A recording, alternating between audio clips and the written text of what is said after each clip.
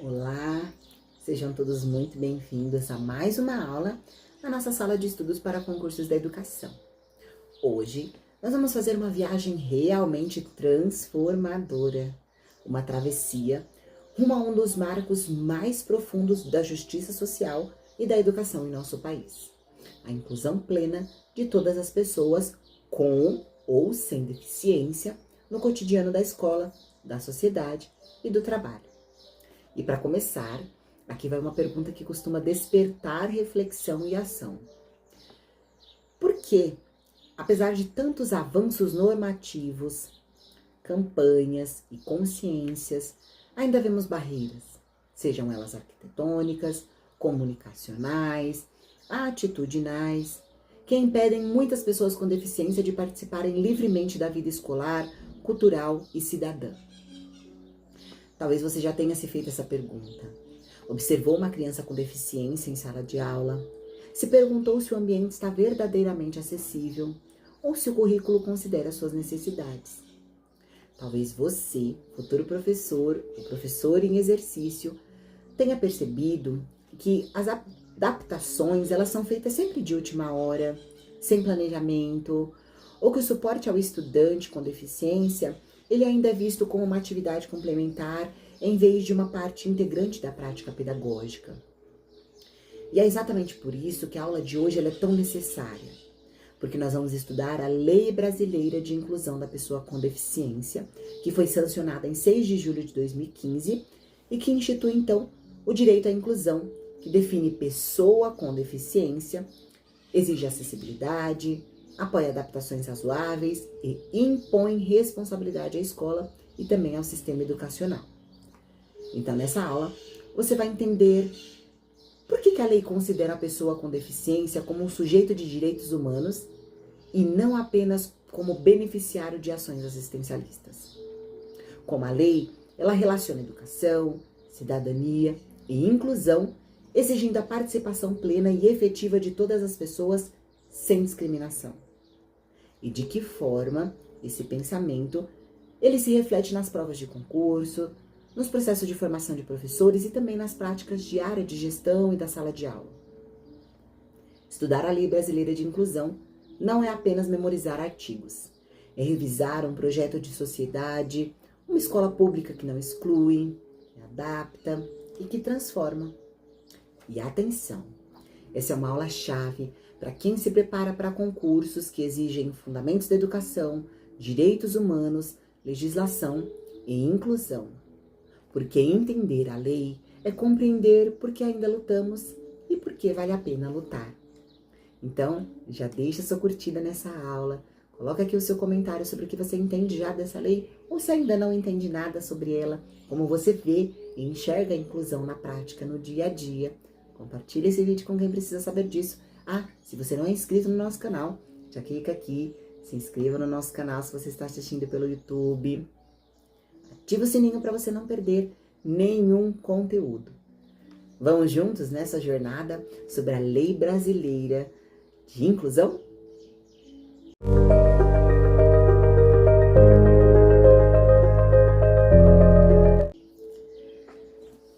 Agora que nós já despertamos o nosso olhar para a importância da inclusão e para as perguntas que a própria realidade nos provoca, vamos avançar então para compreender com clareza e com profundidade o que a Lei Brasileira de Inclusão ela estabelece como fundamentos centrais. A Lei número 13.146 de 2015, conhecida como a Lei Brasileira de Inclusão da Pessoa com Deficiência, ou LBI, ou até mesmo o Estatuto da Pessoa com Deficiência, ele é um marco civilizatório. Essa lei ela nasce para garantir então a igualdade, a dignidade humana, a autonomia, participação social e a não discriminação. Ela é uma lei baseada nos direitos humanos, alinhada então à Convenção da ONU sobre os Direitos das Pessoas com Deficiência, um documento que no Brasil possui status constitucional. Isso significa que a LBI não é apenas uma norma infralegal, ela é sustentada por princípios internacionalmente reconhecidos. O primeiro ponto essencial é a definição jurídica da pessoa com deficiência. A lei, ela não restringe deficiência e diagnósticos médicos. Ela adota um modelo biopsicossocial, considerando as barreiras do meio.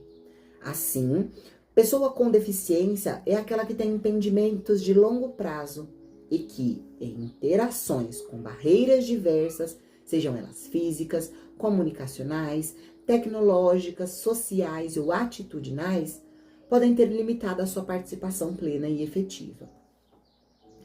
E esse conceito, ele desloca a responsabilidade da pessoa para o ambiente. Não é o estudante que tem limitações, é a escola que precisa eliminar qualquer barreira. Um outro ponto-chave é o conceito da acessibilidade como um direito fundamental. Então, a lei, ela descreve a acessibilidade em múltiplas dimensões. Então, acessibilidade arquitetônica, comunicacional, metodológica, instrumental, programática, digital, atitudinal, enfim. Isso significa que rampas e elevadores não bastam. Uma prática docente acessível, ela envolve uma linguagem clara, recursos multimodais, tecnologias assistivas, adaptações razoáveis e o desenho universal para a aprendizagem, o DUA, né? A LBI, ela também afirma de forma inequívoca que a educação inclusiva deve ocorrer preferencialmente na escola regular. Isso significa que a escola precisa garantir a matrícula, a participação e a aprendizagem das crianças durante todo o horário letivo. Não se trata apenas do acesso físico, mas da permanência na escola com qualidade. A escola, então, ela deve oferecer apoio, serviços especializados, profissionais qualificados e materiais acessíveis. Então, o aluno com deficiência, ele tem um direito ao currículo flexibilizado, a avaliações adaptadas e também estratégias pedagógicas compatíveis com suas necessidades. Por fim, então, a lei, ela reforça que a inclusão, ela é responsabilidade de todos, ou seja, do Estado, da escola, dos gestores, dos professores, da sociedade e da família. A LBI, ela não é uma lei de exceção, ela é uma lei de cidadania plena. Então, com essa compreensão geral da LBI já consolidada, vamos então avançar agora para dentro do texto legal, examinando um pouco a sua estrutura, seus artigos fundamentais e os conceitos técnicos que sustentam toda a lógica da inclusão no Brasil.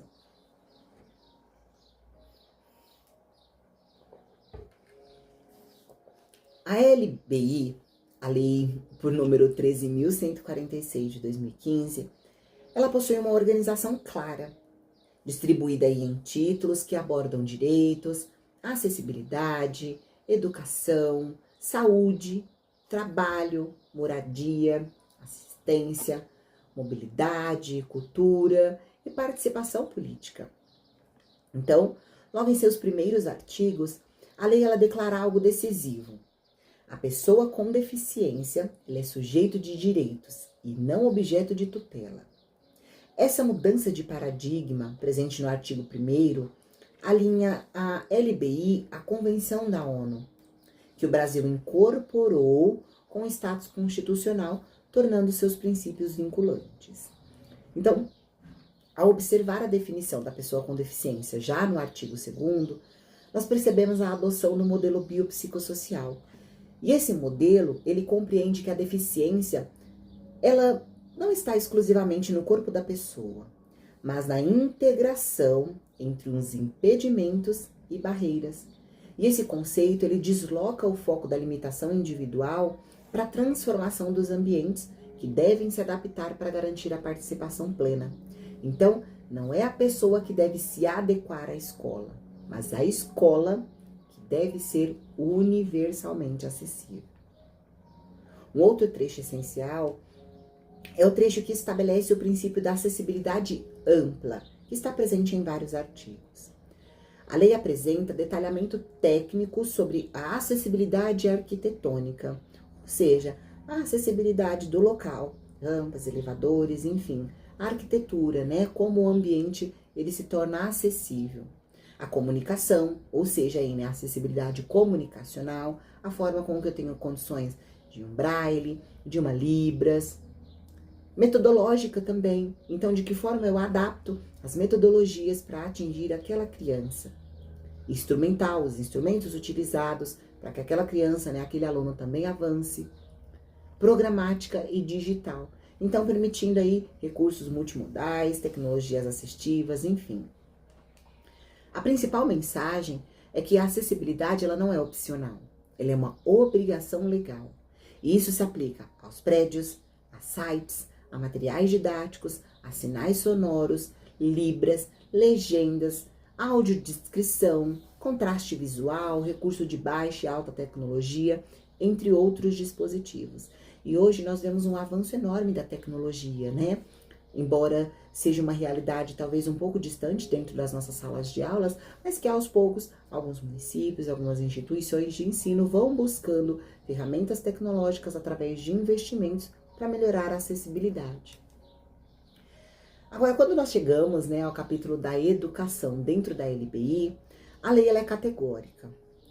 Ela diz que a educação inclusiva ela deve ocorrer preferencialmente na rede regular de ensino, com igualdade de oportunidades, um currículo adaptado, um atendimento educacional especializado, ou seja, um AEE, a formação continuada dos profissionais, oferta de profissionais de apoio, né? Ali seja um auxiliar que vai estar ali apoiando a situação, ou um especialista, e também a garantia de serviços de acessibilidade. Um ponto teórico importante é que a LBI reafirma que a matrícula ela não pode ser recusada sob nenhuma justificativa.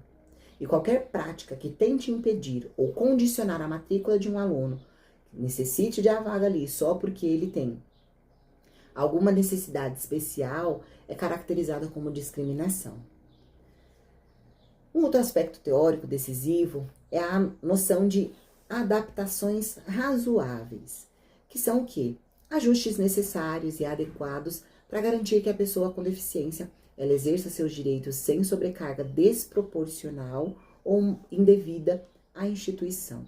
Então, esse conceito, importado da Convenção da ONU, ele tem sido recorrente em provas de concurso porque exige do candidato uma compreensão técnica e uma sensibilidade pedagógica.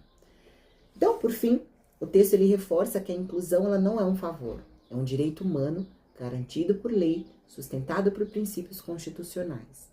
Essa leitura interna da LBI, ela nos ajuda a enxergar como sua linguagem, seus conceitos e suas interações orientam não apenas as políticas públicas, mas também a prática educacional cotidiana.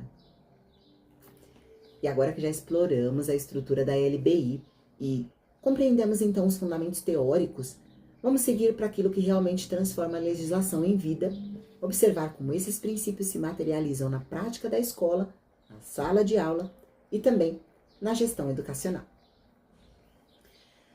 A LBI ela não existe apenas nos artigos, ela aparece aí no cotidiano, nos pequenos detalhes da rotina escolar, e um dos primeiros exemplos práticos envolve a matrícula de estudantes com deficiência. Pela LBI, a escola não pode recusar, dificultar ou condicionar a matrícula com exigência de laudos, profissionais extra pago pela família ou qualquer documento que não seja exigido a outros estudantes. Tá? Então, você não pode ter nenhum documento excepcional que seja exigido apenas para esses alunos e não para todos. Então, é padrão, é tradicional. E esse princípio, ele muda completamente a postura institucional, né? Que é a responsabilidade pela adaptação e pelo atendimento que é da escola e da rede, e não das famílias. Um outro exemplo relevante está nas adaptações pedagógicas. Imagine uma criança com deficiência visual participando de uma atividade de leitura de imagens. A acessibilidade, ela pode envolver aí, então, a descrição verbal, né? O professor ele pode ir lá, ler aquela imagem para a criança, trazendo informações valiosas e ricas para ampliar a visualização daquele aluno através da descrição, né? Pode ter também ampliação tátil de figuras, relevo, né? Materiais contrastados, objetos reais que representem os elementos da história e também o uso de tecnologia assistiva. Ou seja, a adaptação, ela não é redução do conteúdo, é a transformação desse conteúdo para garantir o acesso e participação daquele aluno. Então, esse é o espírito da LBI, oferecer caminhos diferentes para que todos eles consigam chegar ao mesmo direito de aprender. Nós também podemos observar o impacto da lei no planejamento docente. A LBI, ela reforça que métodos, recursos e estratégias devem ser flexíveis. Isso significa que uma atividade de contação de histórias, ela pode envolver libras, legendas, imagens, dramatização, movimento corporal, exploração sensorial, reconto oral, registros adaptados, enfim. Dessa forma, a prática pedagógica ela vai incorporar o desenho universal. Todas as crianças vão participar em algum momento de alguma atividade, cada uma da forma que mais faz sentido para si. E aí sim, com todas essas estratégias, eu tenho certeza absoluta que todas as crianças vão aprender. No campo da gestão escolar, um exemplo importante ele está no acesso físico e comunicacional. Ou seja, a gestão ela precisa se preocupar com rampas, corrimãos, banheiros acessíveis, sinalização tátil, contraste visual, materiais em braille, legendas, intérpretes de libras. Não são melhorias, são garantias legais. E a ausência desses elementos deixa de ser um problema isolado e passa a ser violação de direitos. Um outro caso prático, frequentemente, envolve o trabalho colaborativo entre professor regente, o especialista do AEE e a equipe pedagógica. Aí a gente tem um ponto importante. O AEE, ele não substitui o ensino comum. Ele complementa, amplia e oferece recursos que ajudam o estudante a acessar o currículo. Então, quando a escola ela compreende essa parceria, a inclusão ela deixa de ser responsabilidade de um único profissional e se torna, então, parte da cultura institucional, onde todos estão colaborando, e trabalhando em prol do desenvolvimento daquele aluno. Por fim, a LBI ela aparece na atitude, na forma como colegas, famílias, professores e funcionários entendem e respeitam a diversidade. A luta contra as barreiras atitudinais, o preconceito, os estereótipos, as expectativas reduzidas. Esse é um dos maiores desafios. E é exatamente ali que o professor se torna um agente de transformação. Então, agora que nós observamos, então, como a LBI se materializa na prática escolar, vamos avançar para entender como esse conceito ele costuma aparecer nas provas, onde a interpretação final da lei ela faz toda a diferença para você acertar uma questão de concurso público. A Lei Brasileira de Inclusão ela é uma das campeãs de cobrança em concursos da educação, especialmente quando o edital ele menciona direitos humanos, legislação educacional, atendimento especializado e também inclusão. Então, as bancas elas costumam explorar 3 dimensões principais, que são os conceitos fundamentais, os princípios legais e as aplicações práticas. Então, entre os conceitos mais cobrados estão aí a definição da pessoa com deficiência pelo modelo biopsicossocial, lembre bem dessa palavra, biopsicossocial, barreiras, adaptações razoáveis, acessibilidade, participação plena e não discriminação. Então, normalmente, a questão ela traz uma situação escolar e pergunta: qual princípio da LBI está sendo violado? Ou pode perguntar qual princípio está sendo garantido. Então, é importante que vocês lembrem-se bem desses conceitos, tá? Outra estrutura muito comum é a comparação entre educação especial e educação inclusiva, pedindo, então, que o candidato ele identifique que a LBI ela determina o direito à escolarização na rede regular, como oferta de AE complementar, mas jamais substitutivo. Então, o AE ele não substitui, tá? Ele complementa a educação regular. Também aparecem questões sobre matrícula compulsória, vedação de cobrança adicional e obrigações da escola. Então, as pegadinhas mais frequentes, elas acontecem quando a banca ela tenta sugerir que a inclusão ela depende exclusivamente do professor de AEE, que as adaptações são favores, ou que o aluno precisa se adequar ao currículo. Quando a lei, ela afirma justamente o contrário de tudo isso. Então, alternativas que tratam a inclusão como concessão, privilégio ou atendimento segregado, elas devem ser vistas com extrema desconfiança, porque não importa o seu grau de dificuldade e a deficiência que você tenha, todos devem ser tratados como iguais, apenas acessibilidade adequada para aquele determinado tipo de deficiência.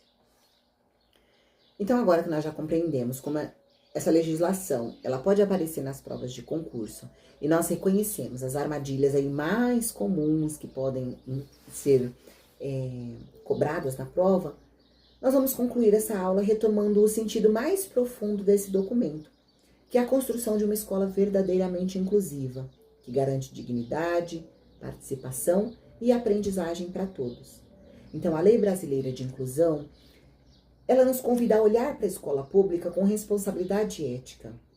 Ela exige acessibilidade, adaptações razoáveis, um currículo flexível e práticas pedagógicas que eliminem barreiras, sejam elas arquitetônicas, comunicacionais e, sobretudo, atitudinais. Como professores, gestores e estudantes, precisam reconhecer que a inclusão ela não é uma tarefa isolada, mas um compromisso coletivo que transforma a cultura escolar. Então, como dica final, desconfie de alternativas que tratam a inclusão como concessão, como um cuidado especial ou como um atendimento segregado. A LBI, ela não aceita visões assistencialistas. Inclusão é direito humano, tão fundamental como qualquer outro direito. Então, se essa aula fortaleceu o seu olhar para a educação inclusiva, você está no caminho certo. Construir uma escola acessível não é utopia, é uma necessidade, uma possibilidade concreta.